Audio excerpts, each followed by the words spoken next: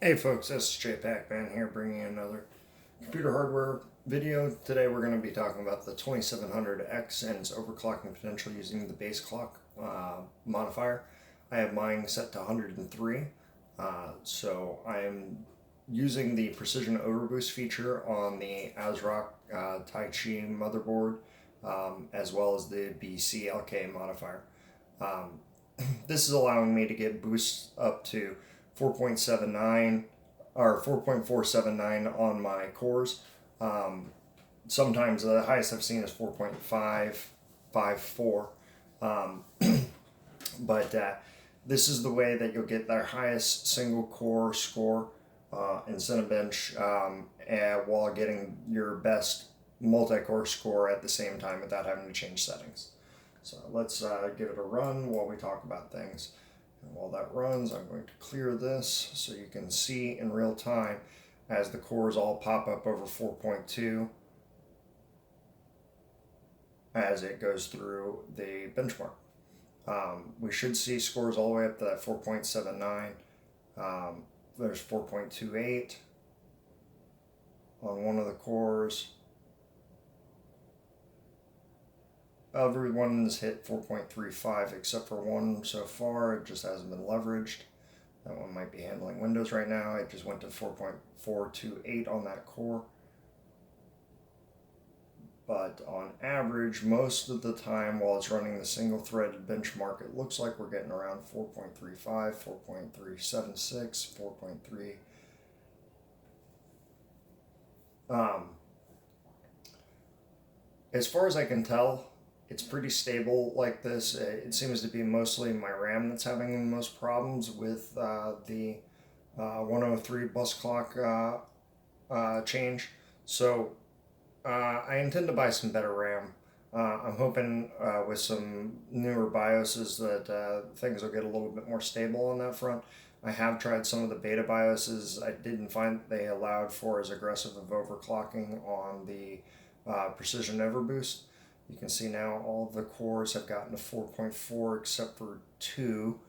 Two of the cores are, one was at 4.35 and the other one's at 4.376. But everybody else has hit 4.4 or higher.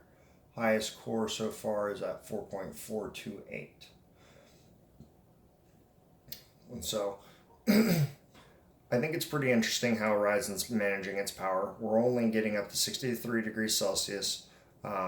Our voltage is going back and forth between 1.45 and 1.512. Excuse me.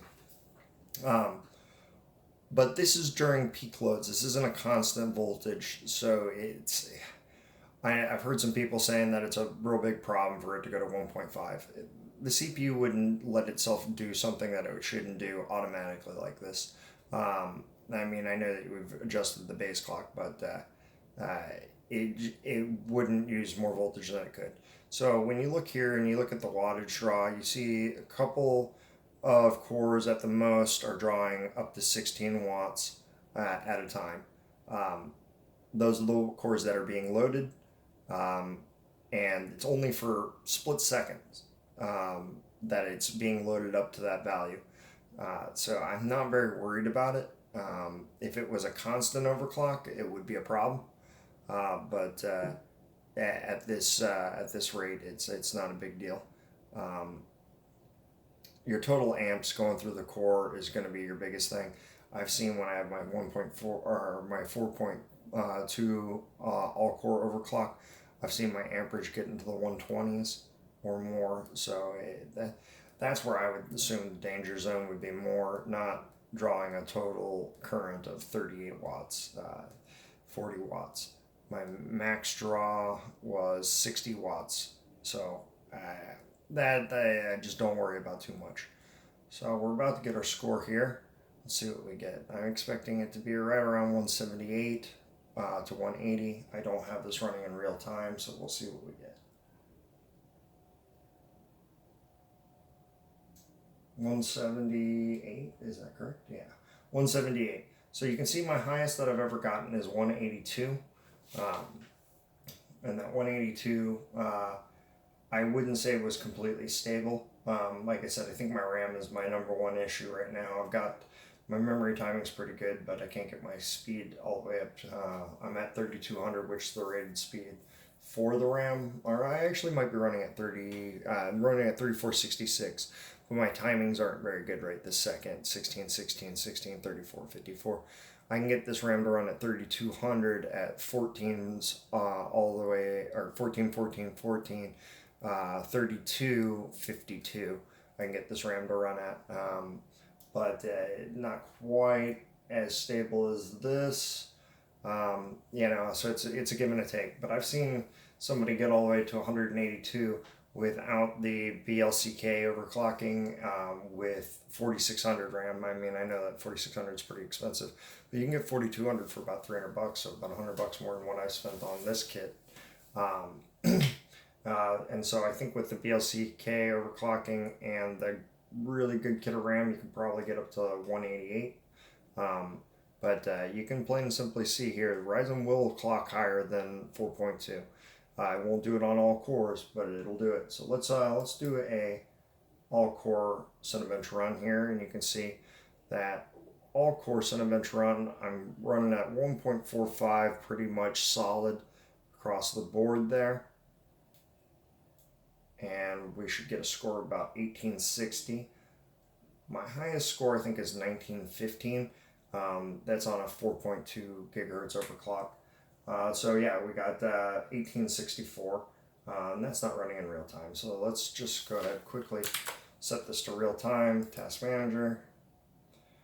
Right click on the Cinema 4D, which is the Cinebench. Go to Details. Right click on Details. And go to set priority real time, change priority, and close.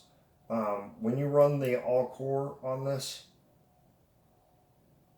looks like it may have crashed on us. We'll give it a couple seconds and see.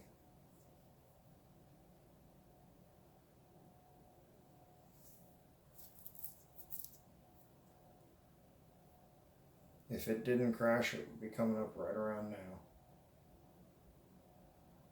Normally it comes up with a little box here in the center. I think it crashed. I'm almost positive. I'm going to say yeah. So we'll do a quick restart. That's one of the things I have noticed. When you're close to the stability range for the processor or your hardware, running multiple Cinebench runs can cause it to crash.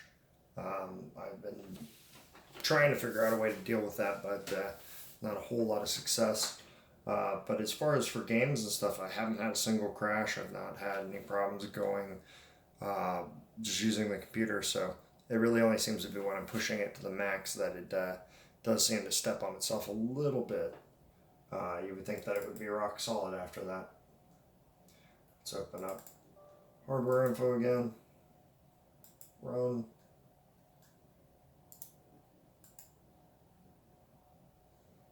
Here we go. Temperature is 50 degrees Celsius. I am running on water. This is a Corsair H100i V2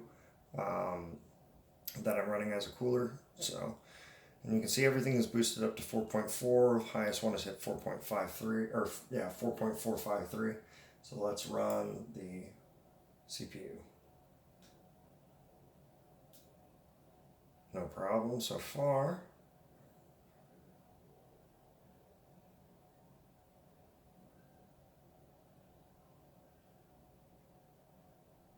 And then we'll try it in real time.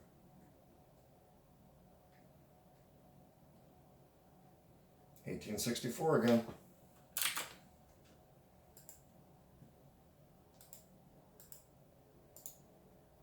Details, Cinebench, real time, change, close, run. There we go. That time it didn't crash.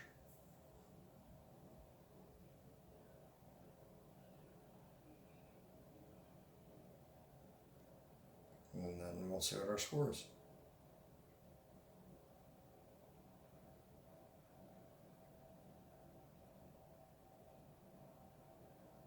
There it is, 1888.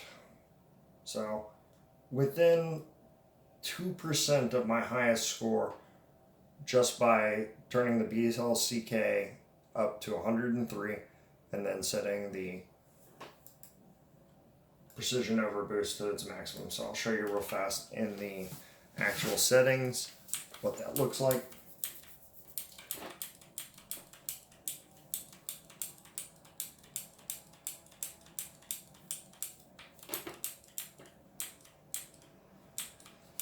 I would assume with better silicon quality, you could probably get a Ryzen processor that'll hit 4.6. Anybody who's getting 4.3 as all-core overclocks is probably going to be able to hit 4.5, 4.6 doing the bclk overclocking. They'll probably also be able to get their bclk overclock up to 104, whereas I can only get 103. So on the taichi board, it's listed under overclock mode. You're just going to set that to manual, go to 103 for me, but you can start at 104. I haven't seen anybody get above 104, at least not without manually changing their CPU frequency lower, but you just want to leave that to auto. Set your RAM up however you want. You're going to go back through and retune it because it's not going to be exactly what you expect, especially after you get a little extra speed by doing the bclk overclock. So you can see we're running at 3569 instead of 3466. So you get a little bit more RAM speed out of it.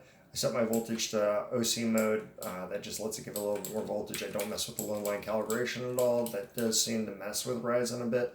It wants to be able to change its voltages. It wants to not give constant voltage to a single core.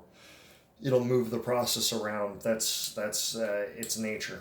I have seen a couple of guys mess around with a couple of these voltages, but I have not messed with them. You can see I've got some different bclk saved profiles. And then, so after that, you're just going to want to go over to advanced, go down to AMD CBS, Northbridge IO, and then down to Precision Boost Overdrive configuration. You accept. This may put your processor out of spec.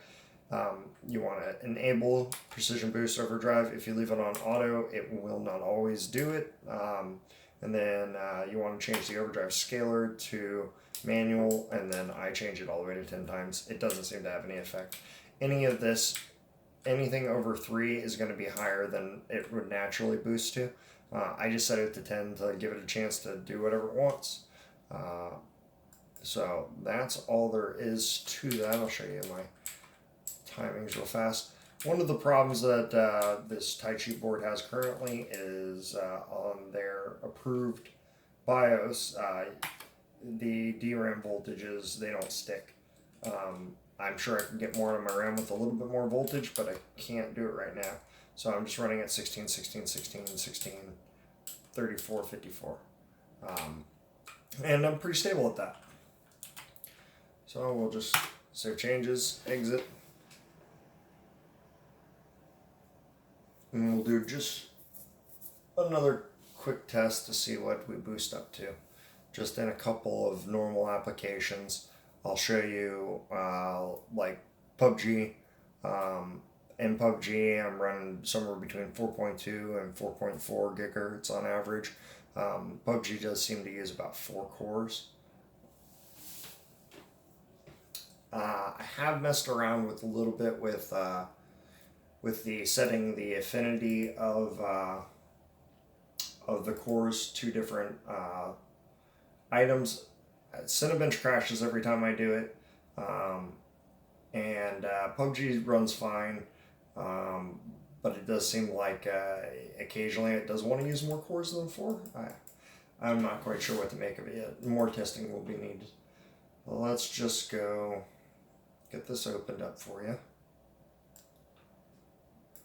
Alright, so you can see right now 4.35 across the board pretty much. And then we will go, let's just open up MSI Afterburner. Nothing went higher because of that. Let's go ahead and open up PUBG.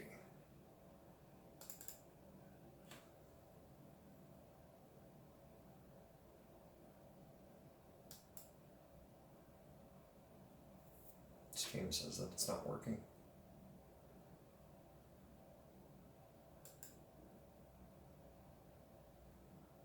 There we go.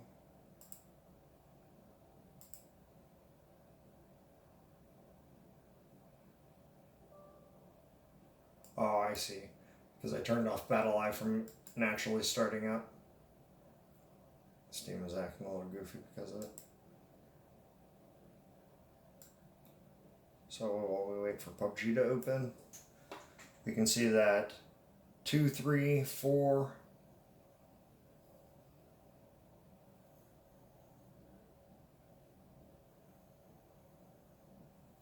5 of the cores have gone up to 4.4. All of the cores but one now have gone up to 4.4. And currently we're shuffling around between 4.3. So if we go to start,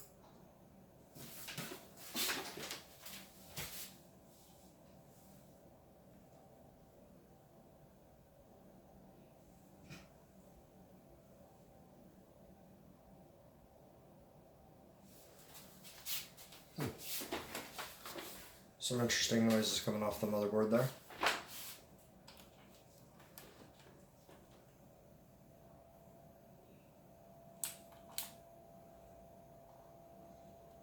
So you can see we're at 4.29, 4.2, 4.3. Let's refresh these numbers and see what we get. So everything has hit 4.3 again. So I would say that we're running pretty close to an average of 4.3. One of them hit 4.4. So while we're gaming at around 4.3 gigahertz on a Ryzen 2700X just by changing 2 things in the BIOS. Now that's only if your BIOS supports it. I am playing on a 970, GTX 970, so 92 frames per second. It's pretty good on all ultra settings. I'm not complaining. All but shadows, I believe. Settings, shadows on medium, foliage on very low. I view distance at the medium as well. And I think that about does it. Let's just quick game. We'll open up Chrome, see what Chrome does. See if we get any faster speeds. Yeah, so opening up Chrome put me at 4.79 on my top core, my normal number 0 core. Just open up Chrome again. And let's just do a bunch of Chrome tabs.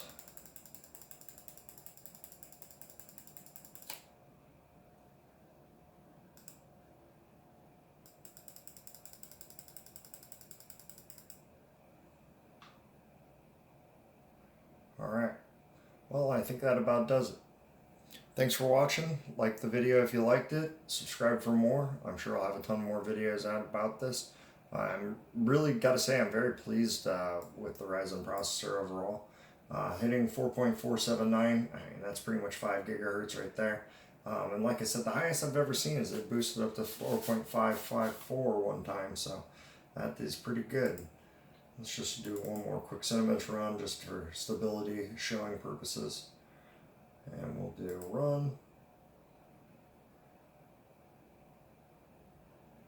So previously we hit 1864. I don't have hardware monitor open.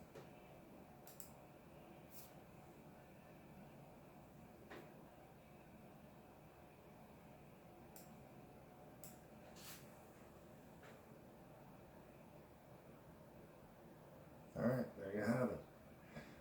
Even when opening hardware monitor 1839. Now, I need to save that. Alright, thanks for watching.